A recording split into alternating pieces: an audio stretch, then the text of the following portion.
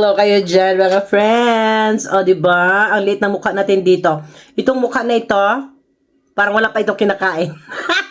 Grabe na pagka-filter ito, day.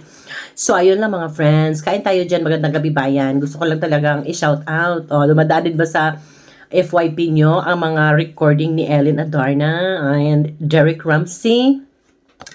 Pag sure na lang talaga, ma'am. Yan na lang lagi kong nakikita ngayong araw na ito. Well, kahapon pa pala. Since pa pala kahapon. Yun ang lagi kong nakikita. Dahil sa pangyayari na yan, Diyos ko, napag-isip-isip ko na hindi na pala ako magda-diet, my friend. Kasi kahit ang sexy mo na, ang ganda mo na, ang kinis mo na, tsaka anong rason? Bakit mambabae? No, at number one pa talaga yung pagmumura. Red flag talaga, no? Kapag minura ka na ng partner mo, ng boyfriend mo, ng asawa mo, wag niyong wag niyong isang tabi kasi talagang it's a big red flag talaga pag nagmumura.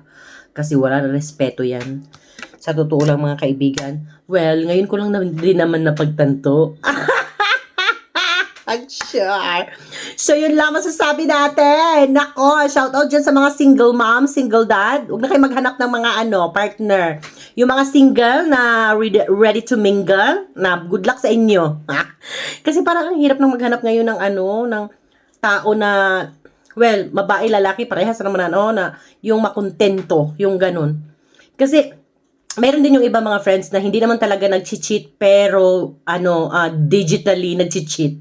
You know what I mean? Like, 'di ba? Meron yung iba na makita mo sa cellphone. Sa cellphone nila iba-iba mga babae yung mga hay nako, although tinitignan lang naman nila yun, parang feeling ko cheating din. It's a micro-cheating pa rin. So, wala na talaga akong, I don't know, suko na ako sa love. Wala namang wrong love, wrong choice of love lang, wrong choice of person, yan.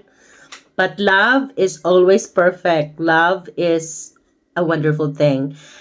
Pero it's just our choice. Yun lang yung masabi natin. So, magandang gabi bayan kayo dyan. Ganda-ganda ako dito sa aking lugar. Ang liwanag pa. Gusto niyo ng buko?